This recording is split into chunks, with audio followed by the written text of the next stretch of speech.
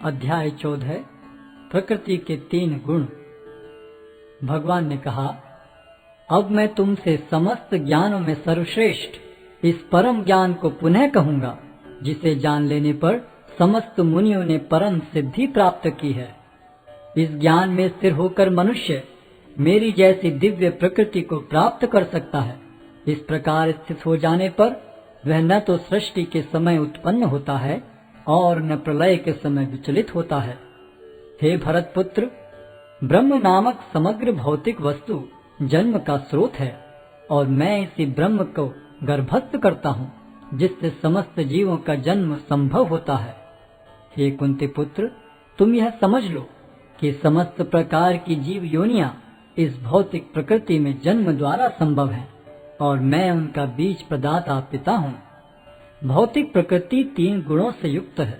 ये हैं सतो, रजो तथा तमोगुण। हे महाबाहु अर्जुन, जब शाश्वत जीव प्रकृति के संसर्ग में आता है तो वह इन गुणों से बंध जाता है। हे निष्पाप, सतोगुण अन्य गुणों की अपेक्षा अधिक शुद्ध होने के कारण प्रकाश प्रदान करने वाला और मनुष्यों को सारे पाप कर्मों से मुक्त करने वाला है। जो लोग इस गुण में स्थित होते हैं वे सुख तथा ज्ञान के भाव से बंध जाते हैं। हे कुंती पुत्र, रजोगुण की उत्पत्ति असीम आकांक्षाओं तथा तृष्णाओं से होती है और इसी के कारण से यह देहधारी जीव सकाम कर्मों से बंध जाता है। हे भरत पुत्र, तुम जान लो कि अज्ञान से उत्पन्न तमोगुण समस्त देहधारी जीवों का मोह है। इस गुण के प्रतिफल पागलपन, आलस तथा नींद है, जो बद्ध जीव को बांधते हैं।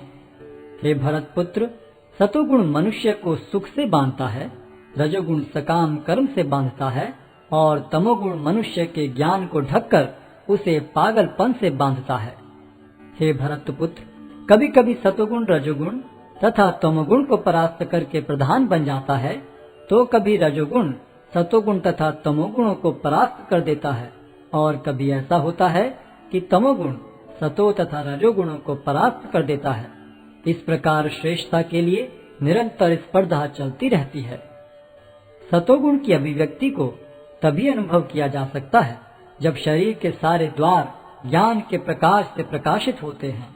हे भरतवंशियों में प्रमुख, जब रजोगुण में वृद्धि हो जाती है तो अत्यधिक आसक्ति, सकाम कर्म, गहन उद्यम तथा अनियंत्रित इच्छा एवं लालसा के लक्षण प्रकट होते हैं। जब तमोगुण में वृद्धि हो जाती है तो हे कुरुपुत्र, अंधेरा, जड़ता, प्रमत्तता तथा मोह का प्राकट्य होता है। जब कोई सतोगुण में मरता है तो उसे महर्षियों के विशुद्ध उच्चतर लोकों की प्राप्ति होती है। जब कोई रजोगुण में मरता है तो वह सकाम कर्मियों के बीच में जन्म ग्रहण करता है और जब कोई तमोगुण में मरता है तो वह पशु योनि में जन्म धारण करता है। पुण्य कर्म का फल शुद्ध होता है और सात्विक कहलाता है, लेकिन रजोगुण में संपन्न कर्म का फल दुख होता है और तमोगुण में किए गए कर्म मूर्खता में प्रतिफलित होते हैं। सतोगुण से वास्तविक ज्ञान उत्पन्न होता है, रजोगुण से लोभ उत्पन्न होता है और तमोगुण से अज्ञान, प्रमाद और मोह उत्पन्न होते हैं। सतोगुणी व्यक्ति क्रमशः उच्च लोकों को ऊपर जाते हैं, रजोगुणी इसी पृथ्वीलोक में रह जाते हैं और जो अत्यंत गर्हित तमोगुण में स्थित हैं वे नीचे नरक लोकों को जाते हैं। जब कोई यह अच्छी तरह जान लेता है कि समस्त कार्यों में प्रकृति के 3 गुणों के अतिरिक्त अन्य कोई कर्ता नहीं है और जब वह परमेश्वर को जान लेता है जो इन 3 गुणों से परे हैं, तो वह मेरे दिव्य स्वभाव को प्राप्त होता है। जब देहधारी जीव भौतिक शरीर से संबद्ध इन 3 गुणों को लांघने में समर्थ होता है तो वह जन्म, मृत्यु, बुढ़ापा तथा उनके कष्टों से मुक्त हो सकता है और इसी जीवन में अमृत का भोग कर सकता है। अर्जुन ने पूछा, हे भगवान, जो इन 3 गुणों से परे हैं वह किन लक्षणों के द्वारा जाना जाता है? उसका आचरण कैसा होता है और वह प्रकृति के गुणों को किस प्रकार लांघता है?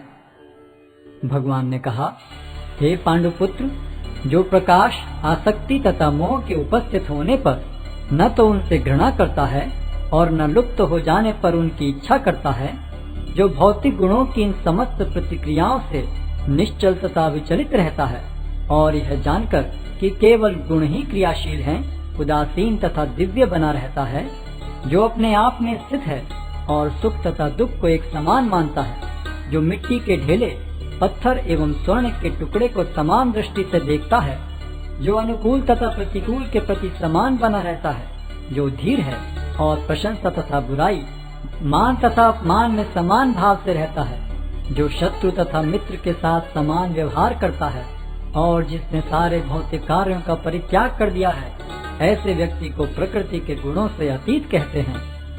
जो समस्त परिस्थितियों में अविचलित भाव से पूर्ण भक्ति में प्रवृत्त होता है, वह तुरंत ही प्रकृति के गुणों को लांघ जाता है और इस प्रकार ब्रह्म के स्तर तक पहुंच जाता है।